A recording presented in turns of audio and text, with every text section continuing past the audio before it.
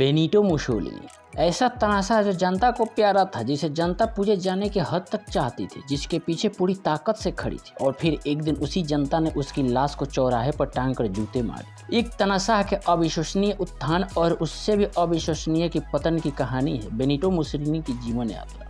तो नमस्कार दोस्तों, बायोग्राफी के इस खास एपिसोड में एक और क्रूर तानाशाह बेनिटो मुसोलिनी के बारे में आइए आपको इस वीडियो में बताते हैं कि कैसा था बेनिटो मुसोलिनी का जीवन यात्रा। अगर वीडियो अच्छी लगे तो चैनल को सब्सक्राइब कर लेना और लाइक कमेंट शेयर भी कर दे। कौन था मुसोलिनी? मुसोलिनी वो था जो कई मामलों में हिटलर भी नहीं था, लेकिन हिटलर के काले कारनामों का शोर शराबा इतना ज्यादा हो गया कि उसके हल्ले में मुसोलिनी को इतिहास ने भुला सा दिया। आधुनिक इतिहास में दुनिया के तख्ते पर जितने भी अतिवादी तनाशाह हुए, उनमें मुसोलिनी का नाम प्रमुखता से आता है। लोकतंत्र का टेटुआ दबाने का काम जितने बड़े पैमाने पर मुसोलिनी ने किया, उतना शायद ही किसी और ने किया। मुसोलिनी इटली की नेशनल फासिस्ट पार्टी का नेता था। 1922 से लेकर 1943 तक लगातार 21 वर्षों तक उसने इटली पर राज किया। वो इटली के इतिहास में सबसे कम उम्र का प्रधानमंत्री था। अपने कार्यकाल के शुरुआती 3-4 साल उसने लोकतंत्र की इज्जत करते हुए शासन किया। उसके बाद अपने जलाल पर उतर आया। कुछ दिनों की भलमनसाहत के बाद मुसोलिनी इटली को अपनी सल्तनत मानकर उस पर निरंकुश शासन करने लगा। जो भी मुखालफत में उतरा उसको दूसरी दुनिया में पहुंचाकर ही दम दिया।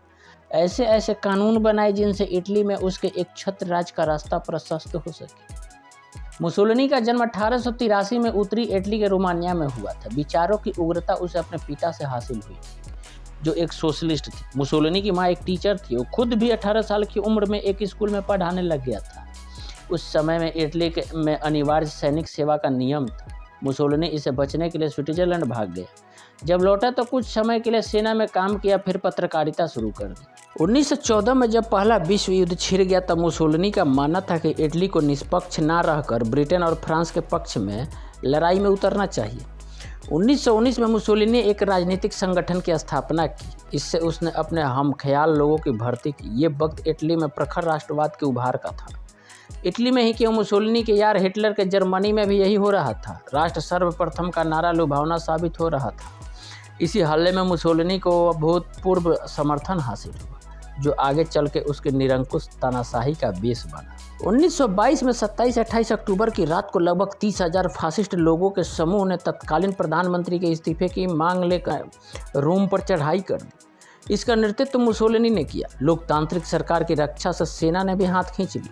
मार्शल लॉ लगाने से इनकार कर दिया। परिणाम ये रहा कि प्रधानमंत्री को सत्ता छोड़नी पड़ी। किंग विक्टर इमैनुअल ने सत्ता मुसोलिनी को सौंप दी। इतिहासकार बताते हैं कि इसके पीछे मुसोलिनी का खौफ ही था। कहते हैं कि हिटलर से उसका याराना भी था और हिटलर से जलता भी था।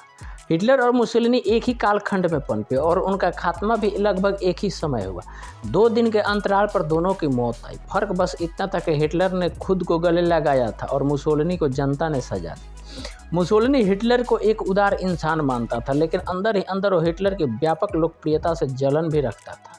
उसे सबसे ज़्यादा चिढ़ इस बात से थी कि मुसोलिनी के काफ़ी बाद राजनीति में सक्रिय होने के बावजूद हिटलर ज़्यादा प्रसिद्ध कैसे हो गया। साल 2009 में मुसोलिनी की प्रेमिका क्लेरेटा पेतासी की कुछ डायरियां सार्वजनिक हुई थी। डायरियों में दर्ज जानकारी से पता चलता है कि मुसोलिनी खुद को हिटलर का जूनियर सहयोगी माने जाने से खींचा हुआ था।